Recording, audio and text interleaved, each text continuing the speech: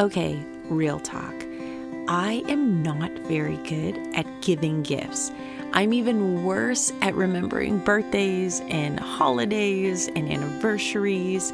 So when my friend introduced me to Greetable.com, I knew I had finally found a solution.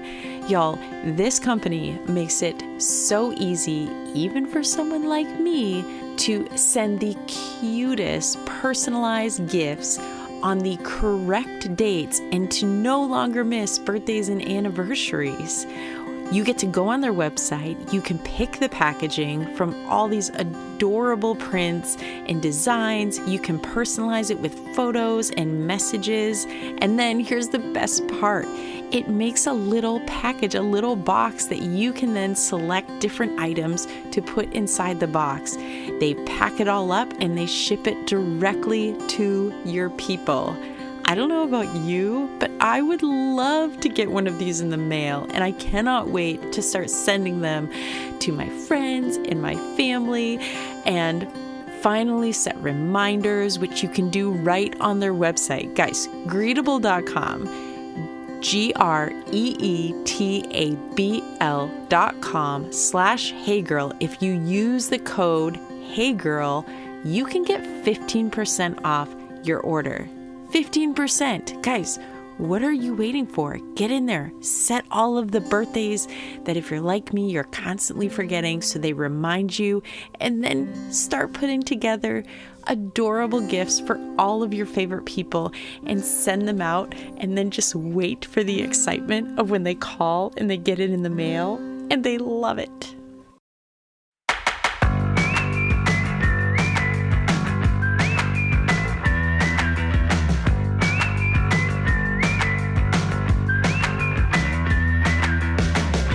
Welcome to Season 5 of the Hey Girl podcast with your host and my mom, Bethany Needham.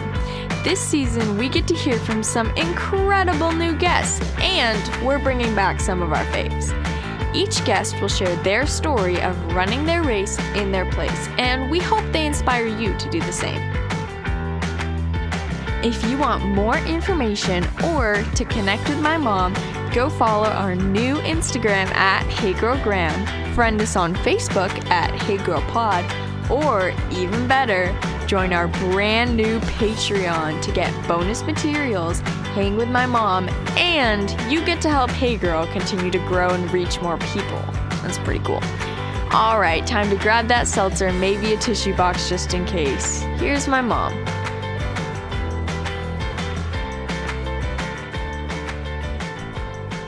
Hey friends, welcome back to another week of the Hey Girl podcast.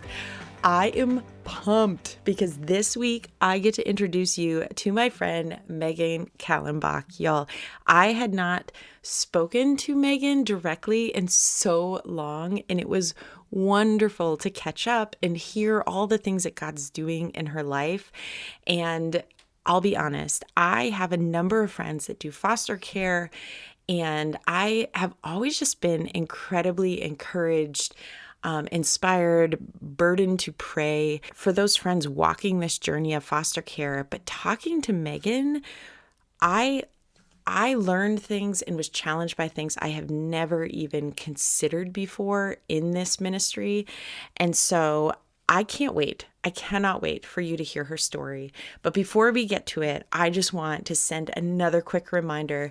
Y'all, if you've been thinking about joining Patreon, or maybe you're like me and you're like, oh yeah, I'm totally going to do that. And then 3 seconds later, you totally forget. This is your friendly reminder. Pause the episode. I promise it will be here when you get back. Pause the episode. Go to bethanyneedham.com. Find the link for Patreon up in that top corner. Go there. I want to invite you specifically to join our Girl Squad tier of Patreon, because we are just launching this, I guess, kind of a pause and refocus challenge. I'm calling it Punch 2020 in the Throat, because really it's a response to just feeling like 2020 just keeps on throwing punches. And I, for one, am kind of coming into this fall season feeling a little bit defeated, if we're being perfectly honest, which, hey, that's Hegel, right? We're just getting messy and real. And so this challenge is about really kind of resetting. We're going to pause, we're going to refocus, and we want to run our race with strength and endurance. And so in our Patreon, we're creating this group. It's for accountability, it's for encouragement, it's about our mind, body, and soul health, but also it's about creating this space and community where we can lay aside all this anxiety and uncertainty that's in the world. And often, if we're being honest, in all of our Instagram, Facebook, whatever feeds that you happen to look at. And we're going to focus our attention on Jesus and his word and his people. And I'm so ready for this. And so I want to personally invite you to join me. We're going to have some check-in calls. We're going to have some fun videos. This is going to be personalized. It's going to be about what you need to do to reset. So maybe your challenges look different than mine, but together we're going to cheer each other on.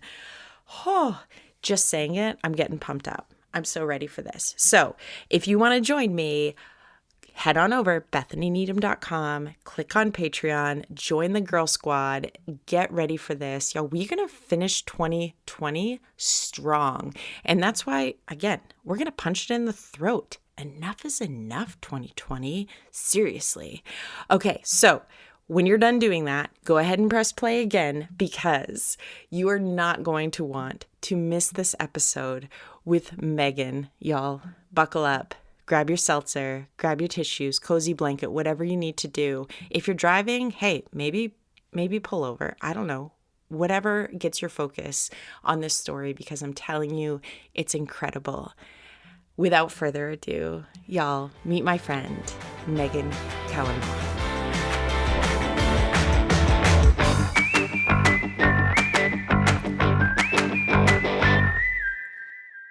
All right, friends, I am here with my friend, Megan Kallenback, who this is kind of a special interview because we're sitting here face to face on Zoom. We haven't seen each other, and I should have thought of how many years before this moment, but it's been a hot 6. second. Yeah, crazy. But we met in such a unique way, which is when I was in student ministry. I ended up doing, I guess we'll call it a cohort for now, but basically this special group that brought me to Atlanta, Georgia, of all places. And I still remember stepping into this. It was called the Cadre, but getting off of a plane, having no idea what I had just signed myself up for. And Megan, you were one of the girls that I met that was part of the Cadre, and I just loved you instantly. You were so sweet, so kind, and just one of those people that even put me at ease because I literally had never even heard of the Cadre and somehow ended up just like, let's just go for it. But here's the deal. These last years, we've stayed friends on the social medias. So, positive point for social media for all of the flack that it gets. It's kept us connected. I've gotten to watch just some of the places that God has brought you since we were, sharing that, was it apartment or dorm room or whatever, like Something. all together in Atlanta, Georgia, probably both of us having no idea what we signed ourselves up for. You have been one of those people that I've been so encouraged to, first of all, just by your openness on your Instagram in particular, sharing your story of a single woman. You've been in full-time ministry, done, foster care. We're going to talk through these things. So I really wanted to have you come on and share with us, share with our listeners. And so first, I just want to officially welcome you to the Hey Girl Thank podcast. you so much for having me. I'm so excited. And so for those listeners who've never met you before, why don't you just take a few moments and introduce yourself? Tell us who you are. Yeah, I am a middle school pastor in mid-Michigan at a multi-site church, which is kind of recent-ish for me, about a year and a half. And I journeyed into this thing called foster care about 3 years ago. And so I've been single as a single mom in foster care for, like I said, about 3 years. And I currently have my technically fourth placement, but really third placement. It's kind of weird anyways. I had one placement for literally like 30 hours or something like that. So Wow. I'm like technically fourth placement, but I mean, the other one was just barely in my house. It's been a journey. I've just in general in ministry, I never went to school to do ministry. I kind of stumbled on it, if that makes sense. Yeah, I've been loving that. I've been doing ministry for middle school ministry specifically for 15 years. Wow. Which makes me feel really old. But yes, 15 years I've been in middle school ministry, which is mind-blowing to me. So sometimes, other than that, I sometimes like to bake random cakes sometimes. And I love Target, and I'm kind of addicted to Starbucks. So that's me in a nutshell, I guess. The first thing that came to mind was that if I knew you were coming, I'd have baked a cake. Have you heard that song? No, I never have. Oh, that my should be your goodness. intro music. There we go. So I was like, I just did this big Elsa cake for my niece's birthday this past weekend, and she loved it. But I'm just amateur hour here. I love it. Okay, so Megan, you mentioned this, which I think is super cool, is you're a single woman doing full-time ministry, working in youth ministry of all things. And you even talked about you started in a volunteer position. What was the transition, or how did you go from being I'm volunteering in youth ministry to you are full-time, you are in it? Yeah. I think for me, like the whole idea of doing ministry full-time was just such a weird idea when I was younger, just because I started coming to church in high school. So I met Jesus in high school through my youth group. And so the whole idea of doing ministry in general was just so foreign to me because I had never grown up around it. I never really grew up in church or anything like that. So it was just one of those things that once I started volunteering, I loved it. Like, I don't know. People are so scared. I feel like anytime I say middle school ministry, people are like, God bless you. But I'm like, have you met a middle schooler? They're pretty cool. Like, I love them. I think they're awesome. And so for me, something just clicked when I met middle schoolers. One, you don't have to impress them, which I love because I'm kind of a nerdy person. I'm not an impressive person in general. So like for me to try to like fit in with a middle schooler, it just doesn't work. So, which is good because you don't have to. And middle schoolers like have this ability to not see their their confinements. Like they think they can do whatever they want, and they could. Like I really believe so much that I think middle schoolers could change the world. For me, like once I got into it and started meeting them, and yeah, it just clicked. And so I started serving in a middle school ministry. This was when I was 18. So I was working full time as a pet groomer, and I was volunteering. And I just kept volunteering. Eventually I did like a discipleship program type leadership thing where I went away for like 8 months to learn leadership in another church. And then when I came back, I was like, oh, I got to start all over, like start from the bottom, work my way up. And my youth pastor was like, no, like you just got all the training. Like, come on, like I need you now. And so I just started jumping up and started leading our middle school ministry as a volunteer. And then it got to the point where eventually my youth pastor I was working under just basically sat down with my senior pastor and was like, she's leading like a ministry bigger than most other ministries in our area as a volunteer. Like we need to start paying her. Like it just come to that point. And so I started working just part-time, and then he was at my church for 10 years. And he left to go to another church in Colorado.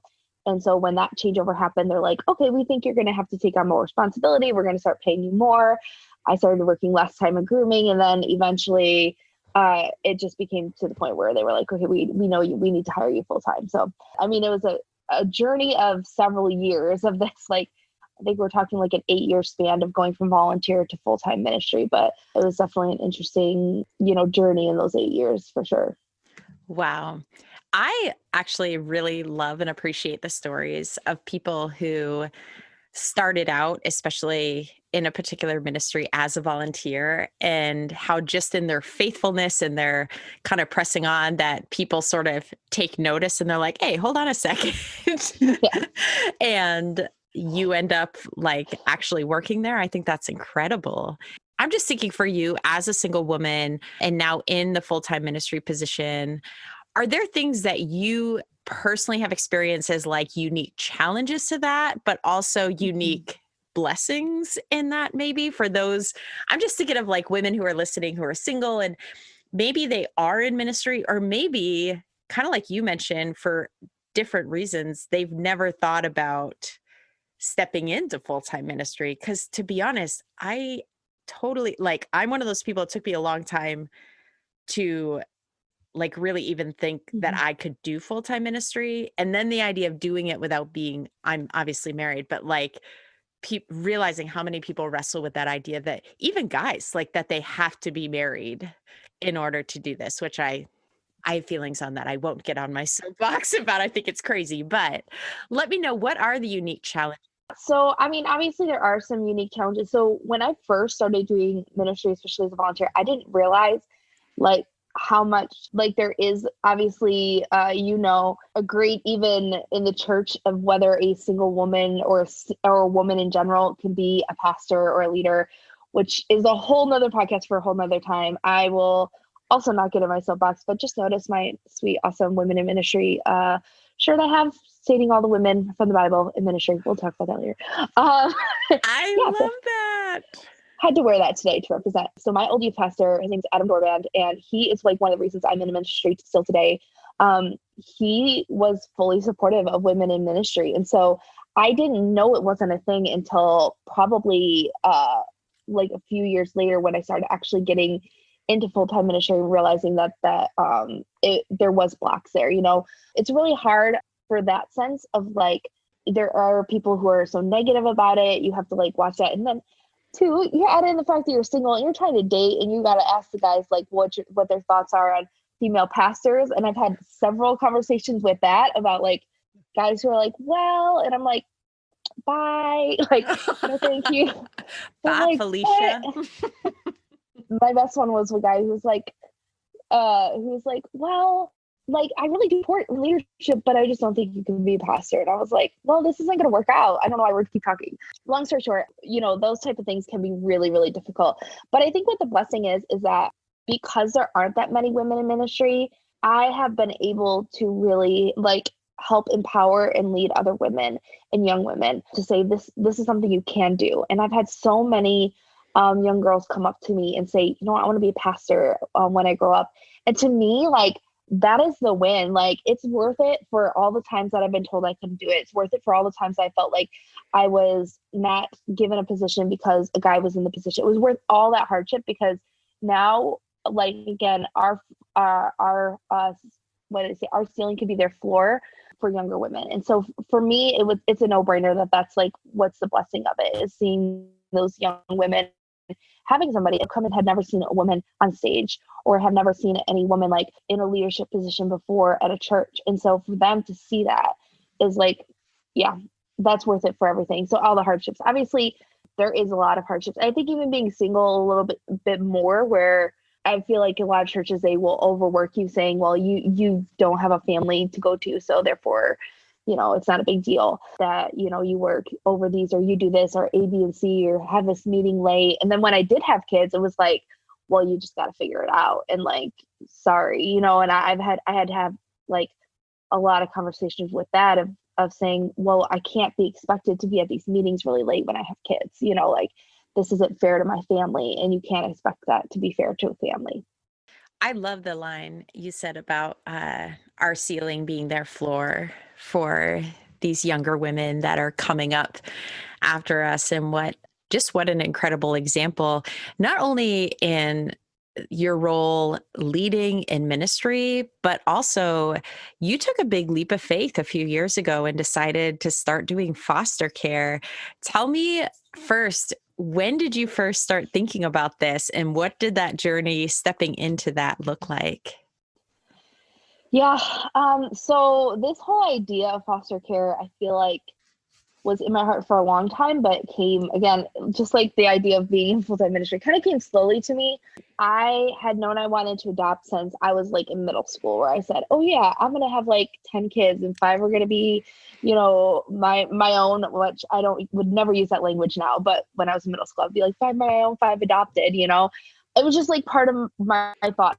I don't even know how that came into my head of like, I wanted to adopt, but I've always wanted to adopt. So as I got older and started getting into an age where normally people getting married and having kids, and I like longed for that. Like I had this really, really deep desire to be a mom, and I'm a Christian. So I'm not just going to go out, get pregnant, pastor, that's just not possible. So obviously I started to think differently. And so basically I felt like this one year, I wish I could tell you around the date, but there was 1 year where within the span of like 6 or 8 months, like so many people had pulled me aside and said to me, man, you're going to make a great mom one day. It's moments where that you're crystal clear, and it was so pointed. And then finally the last one was while I was on a winter retreat with my students, and a guy who was had done foster care stuff. He had adopted 2 of his, I think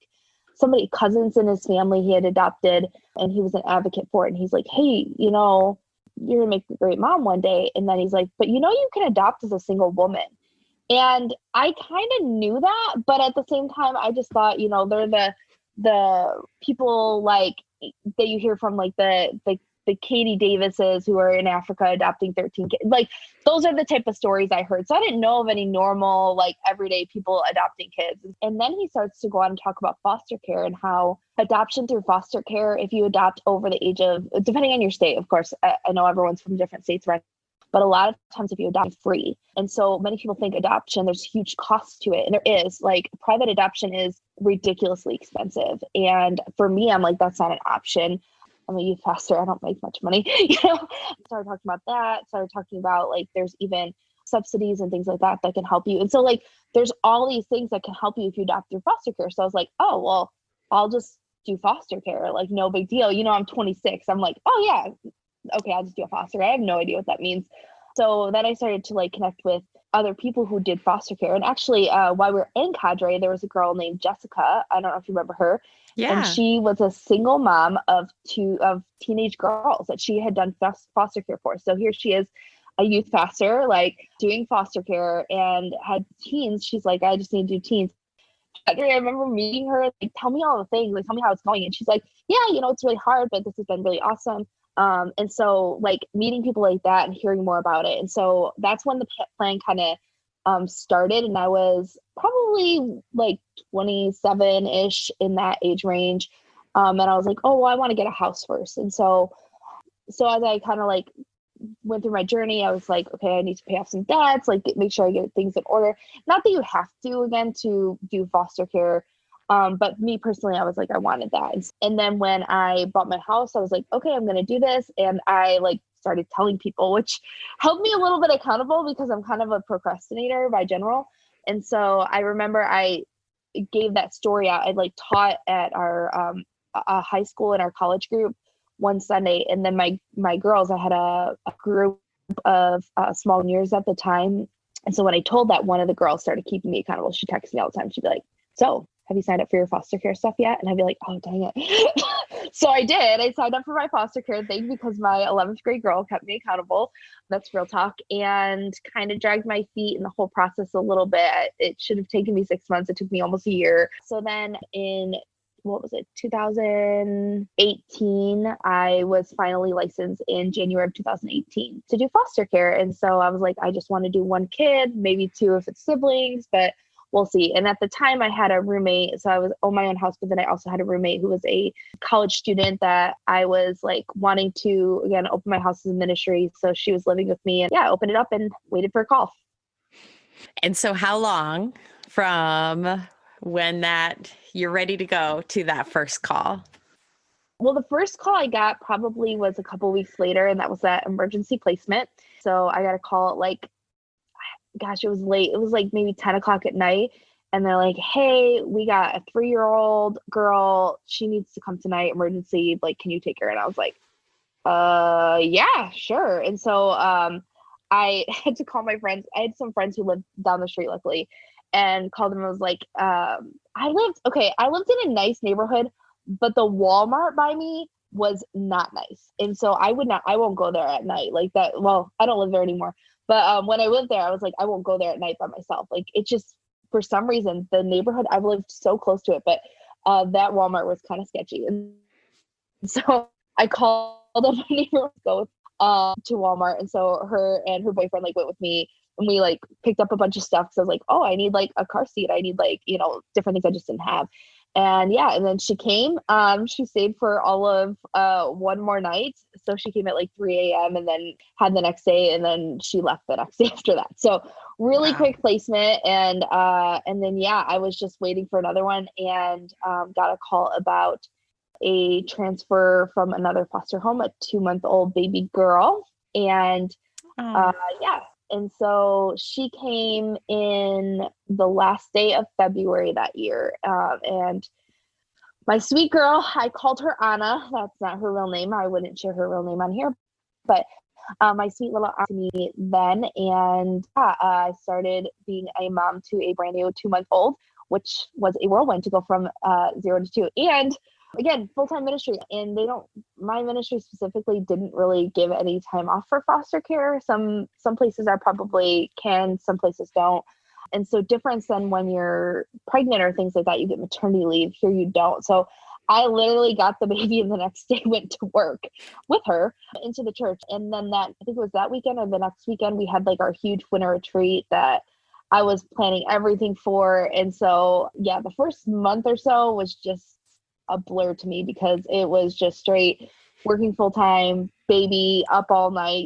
You guys know, like if you have kids, like, it's just every 3 hours she was up and trying to adjust to that life. So it was awesome, but it was difficult in those first little bit. And so I know there's different types of adoption when people go into fostering that you can do. You could be like, I'm just going to be an emergency, like, only a short term, or I'm planning to adopt. For you, like, where do you fall on that spectrum in terms of the type of fostering that you do? So I am just like a regular, like foster care, like placements. I will do emergency if it's like needed. I will do respite, which is like helping other foster families out, but mostly I just do placements. My view on foster or foster to adopt. So when I first came into it, believe me, I was like, I want to foster to adopt. That term foster to adopt is a really outdated term. In a lot of places, that's not really reality. So the goal of foster care is always reunification. You want to help to build the family. And so when I first got it, I was like, oh no, I just want to foster to adopt. And then I just started fostering, and my first placement was one that was going to be reunified. So journeying in that, like until I met my sweet little girl's family, her dad, specifically, I was like, I don't know, like I had this view of foster of biological families and things like that. And then I met him, and he wasn't like anything I thought it was.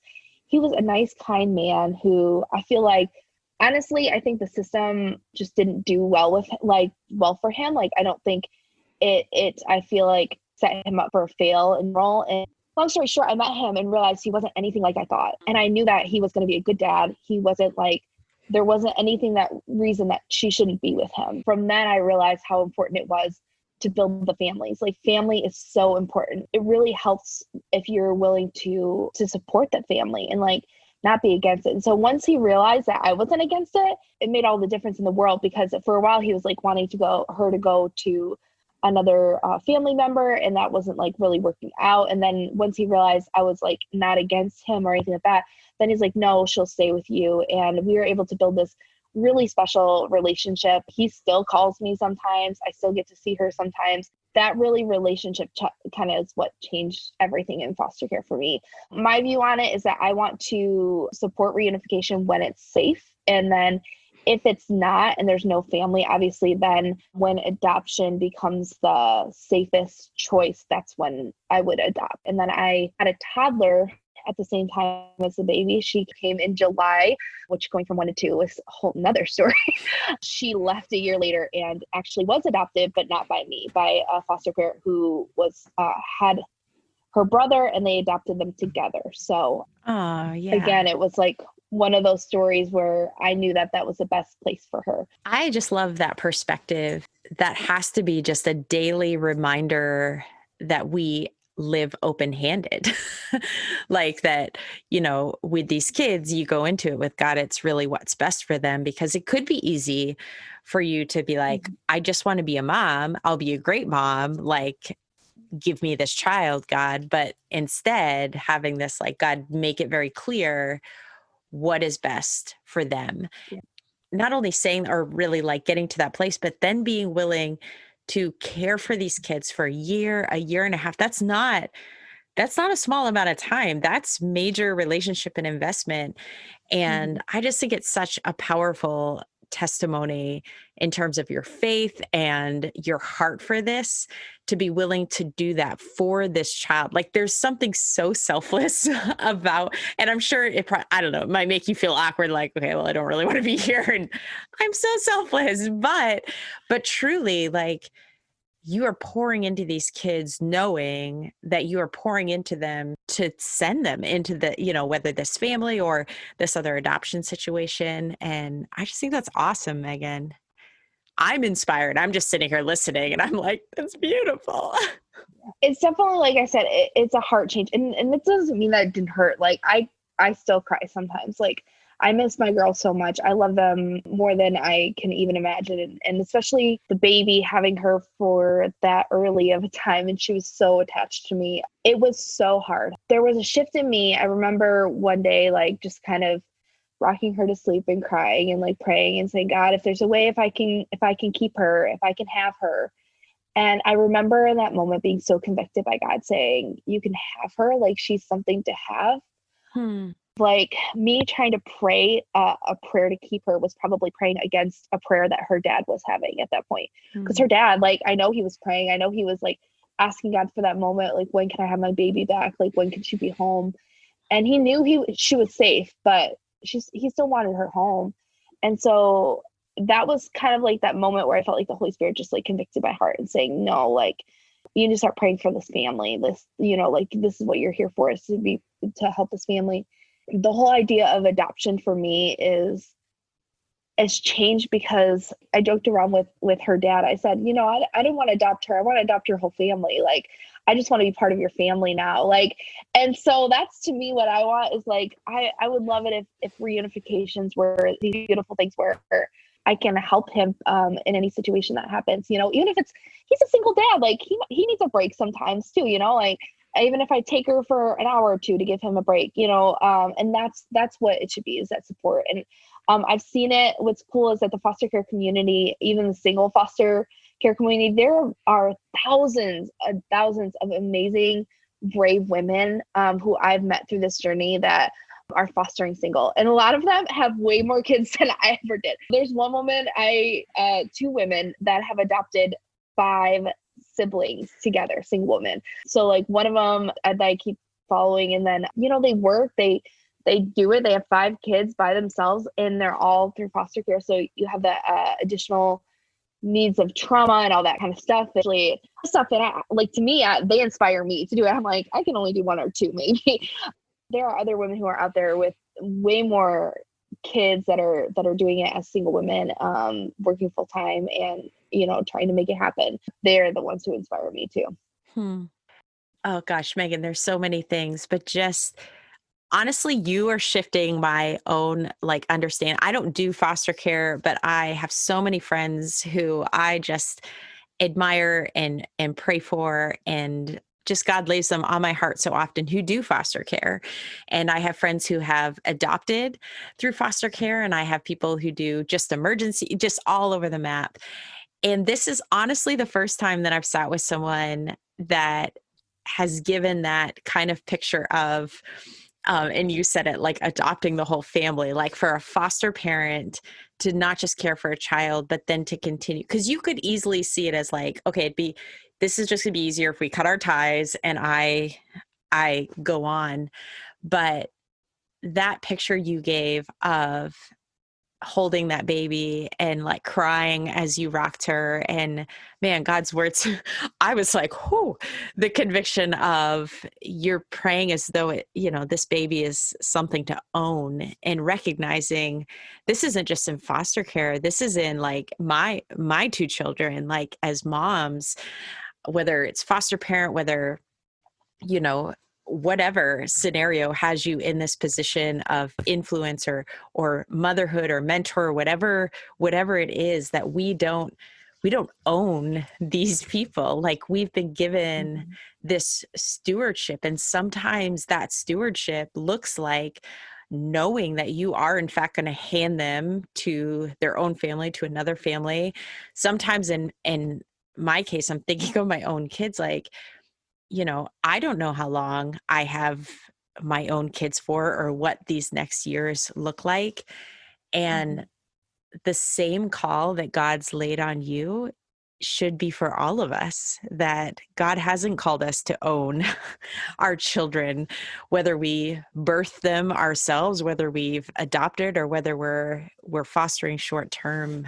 They're His. They're all His. And man, whew.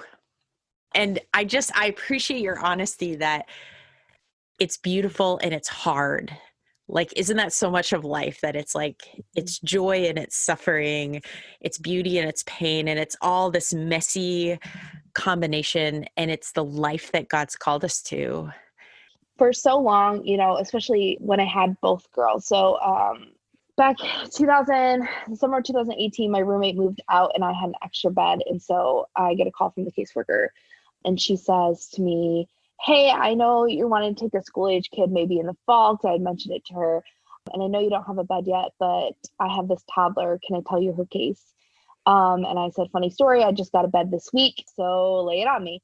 So my sweet little toddler joined my family that summer, so July. So a 6-month-old and now a 3-year-old. But the 3-year-old, she was very delayed in speech, and she wasn't potty trained yet at 3. They told me she was, and they don't tell you anything at foster care. You just kind of like, you just get it. And so because of those things, and she had been moved around a little bit beforehand, she just had a lot more like behavioral issues. Again, not her fault. It was total trauma. Like, she had been moved around so much. And then for me, like, then having a baby and a toddler and still working full time, that season for me was the hardest, probably for the next 6 months. So from the time that she joined our family until probably December, I was in a mode where I felt like I was like just barely making it anytime. So for us, like, that meant that we, had fast food or like ate out a lot, because I couldn't figure out how to like make a dinner often enough. It meant that, my house was a messier. Then eventually I got a house cleaner, because I was like, I just can't do it. I try to ask all these single moms, like, how do you clean your house and work the full time? And they're like, we don't. We have a house cleaner. And I was like, oh, thanks for that. Let me just get a house. Things like that started to happen, where I realized that it was just like we were in such a survival mode for a long time. And I kept saying to myself, this is hard, this is hard, this is hard. And so I got into like a coaching group with a woman who did like a women in leadership coaching group. And I was talking to her about that. I said, it's so hard. And this is my word that I go to all the time. She would, if she listens to this, which she might, who knows, she would probably laugh at it, because that's just my go-to word. And so one day she said to me, we were like in this coaching, I actually went away to meet with the coaching cohort type thing. And she said to me, it's hard, you're right, but what is it else? Like, it's hard. And so for foster care in general, it's always going to be hard, because foster care is because of brokenness. Like, the reason foster care exists is because there's brokenness in families, there's brokenness in the system, there's brokenness in people, and foster care creates brokenness. And so you have kids that are feeling the brokenness of the world. And so it's always going to be hard, because that's what, like, having brokenness in this is going to be hard. But it's more than that. It's hard and it's beautiful. It's hard and it's joyful. Like, it's hard and it's loving. Like, to me, even on those hard moments, sometimes I'm like, man, like, I wish I could go back to those moments, even when it's hard, because I miss so much. I'm crazy leaving my house torn apart by two toddlers. You blink and all of a sudden there's pans everywhere. Because that's the journey though. It's so hard, but at the same point, there's so much beauty and there's so much good things in it. There's so much grace in it. And so it's always finding that because everything that's good is going to be hard. Like there's nothing that we do in life that isn't hard. Whether it's foster care, whether it's being a mom biologically, whether it's being, for me, a woman in ministry or a single woman in ministry, like none of this has been easy. Like, I don't know, my life is very unconventional. I guess I just decide not to take the easy route in life. So just choose your heart, choose your heart and decide what it is in it. What you want to fight for, decide the win in it. That's so good. It reminds me of, I have to think of this a lot, Brene Brown, in probably more than one of her books.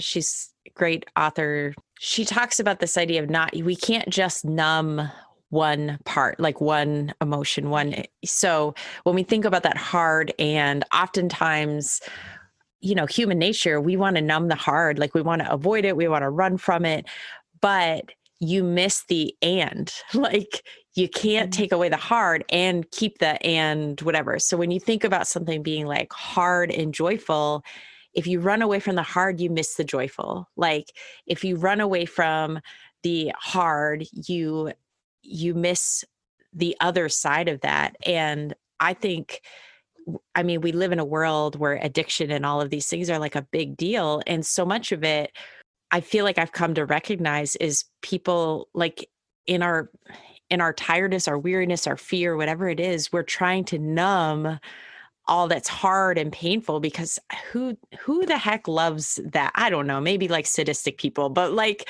we don't want the hard and the pain. But what the enemy often, at least in my life for sure, where he tricks us is that place of where we think we can get rid of one and keep all the things we want to keep.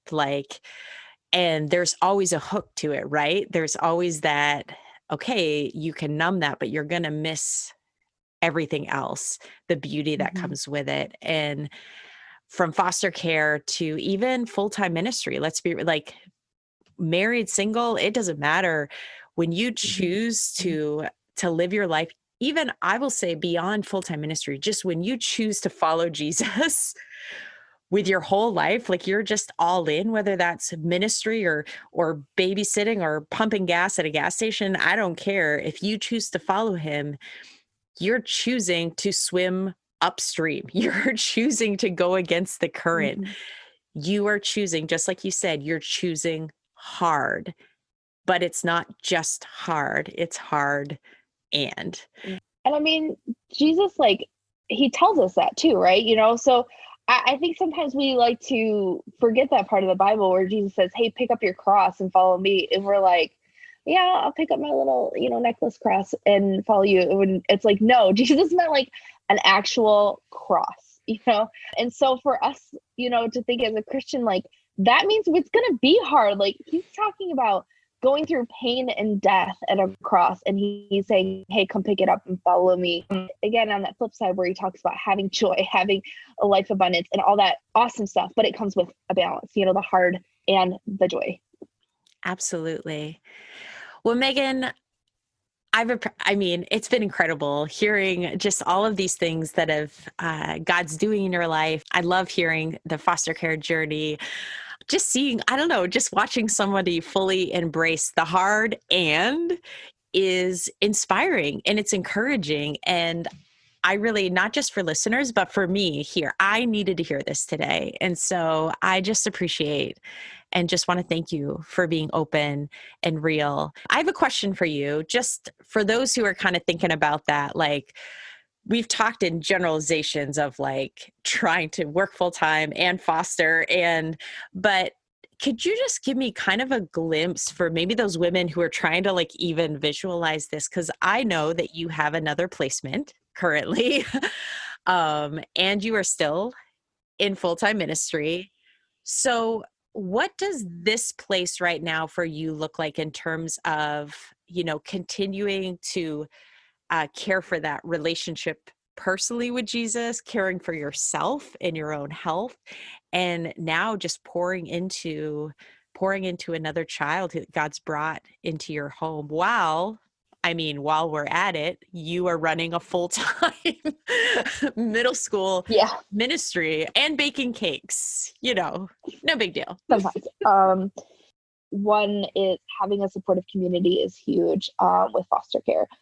I was very, very, very thankful. When the new girl came to me, I am usually licensed for 0-3 range. So I have everything for any baby, toddler. Like I have all the stuff. I think actually I can go up to 4 because of a 4-year-old stuff. Like I have everything a little kid would need.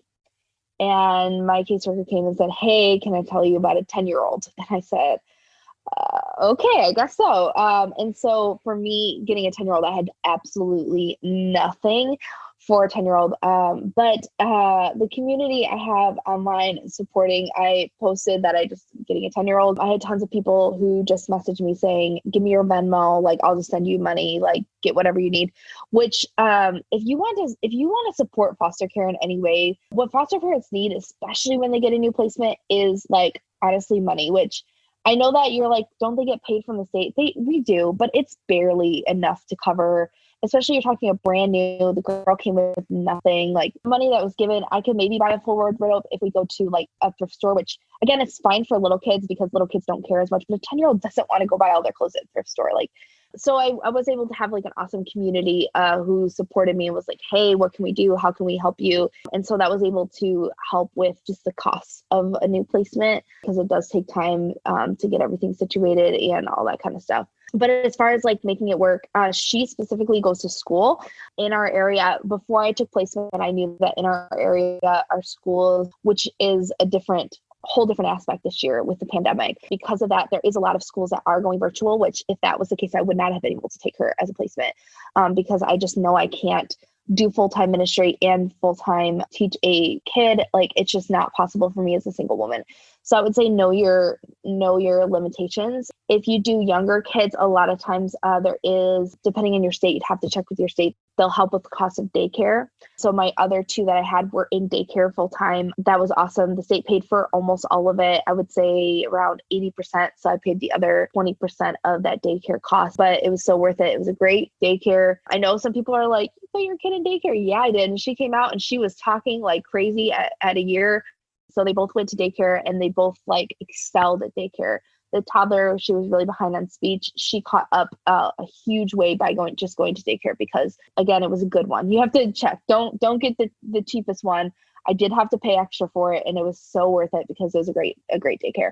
Have daycare or go to school and knowing your abilities for it. So the girl that we talked about earlier, Jessica, she knew that she couldn't take any little kids. She needed a kid that was independent, that could like stay home on her own. So she took teens specifically for that reason. And so I think knowing what you can take as a single woman is huge because what is good in foster care is you can just say, I'm only set up for this or that.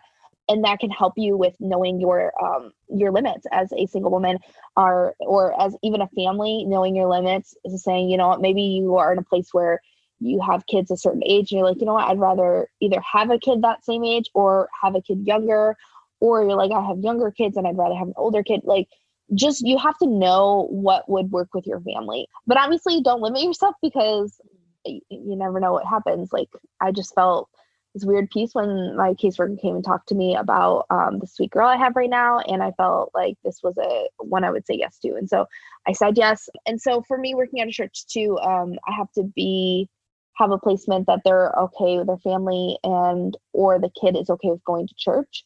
That would have been a problem had she not been willing to go to church with me because we can't force them to church. So especially once a kid gets a certain age, they do have the right to say, I don't want to go. And so if she did not want to go, probably that placement wouldn't work out for me.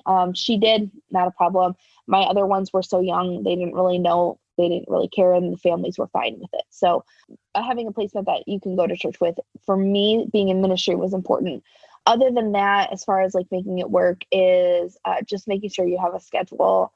Right now, we're really scheduled out just because she has to be at school at a certain time and she gets school at a certain time. And then now I know that she has a bedtime at a certain time. And so making that routine, especially for a new placement, is super important because a lot of times they come from places that they don't have a normal schedule. And so that leads to like sleep issues or things like that. And so I try to get on schedule right away. That's pretty same every day. So we wake up very similar on every day, and then she goes to bed at the same time pretty much every day. Every kid is different, but I do know routine is like key.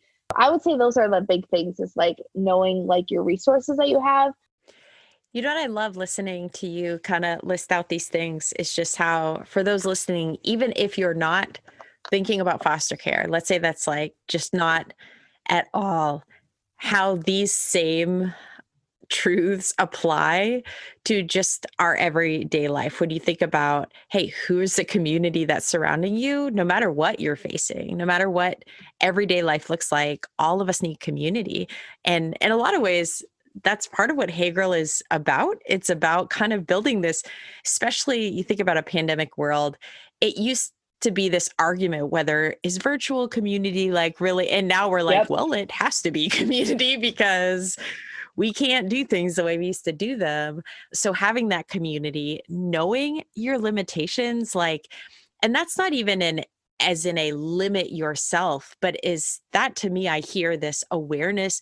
You have to know who God created you to be, and don't see your limits as weaknesses. Like, this is something I struggle with, but like God designed you specifically. And some of those things, like, very specific for me is I'm somebody that needs sleep. There are some people that can run on very little sleep and function. I am not one of those. And for the longest time, I felt like that was like, oh, if I could run on less sleep, I could do so much more. And God really convicted my heart about, if you needed less sleep, then that would be so many more things that you would be tempted to think like, I'm just doing this all on my own. Like, there would never be a time where you would really pause to recognize that in everything that I do, I'm relying on God, like, and I need to have open hands. And so just knowing that, like, what are those limitations that God has actually designed in you on purpose, and honoring them and respecting those. And then just season of life brings limitations. And when we try and butt against those or ignore them, we end up doing more harm than we even end up accomplishing things. And I appreciate you saying, like, you have to recognize things in the type of job that you have in ministry, and you're in the fact that you are single, like, so that's going to bring its own things for you to consider in the community that you have, like, that all plays in. And so the same thing for me, I have teenagers and I'm married, but I have to, all of those things need to be in the equation, the important things. As we get ready to wrap up, a couple of things. First, if people wanted to follow your journey, to connect with you, where can they find you? What's the best way for them to reach you, or even just your Instagram? That's what I love to follow. Yeah, for sure. You can follow me on Instagram. It's Megan and Kay. You can find me there. And yeah, I post on there. It's a lot of foster care stuff, but it's also youth ministry stuff, because sometimes I post about the cakes I make. So then lastly, if you were speaking to a young woman that was maybe a few steps behind where you are in your journey, but considering very similar things, whether it be ministry or foster care, what is one piece of advice or wisdom that you would want to share with that young woman? Yeah, I would just say, know where you feel like you're called. I knew where I was called to be at, and so I went after it. And I think that'll help, like, knowing your lane, knowing what you're called to when things come up, when people say something, because being a woman in ministry, doing foster care, if you're a single woman, you will get people who say things to you. Like, it's just almost impossible to not. And so if you know your lane and you know where you're called, it's going to keep your laser focus to say, this is what I want to do. And it doesn't matter if somebody says, oh, that's really crazy that you're doing this, or, you shouldn't do that as a single woman, or why would you do foster care? Like, I don't know, be like Taylor Swift and just shake it off, I guess. Yes. I love it when T Swift just like slides in there. Well, thank you so much for being on today, Megan. Thank you for just being willing to open up about your journey. And I, for one, am very excited to continue following along and see what God has in store.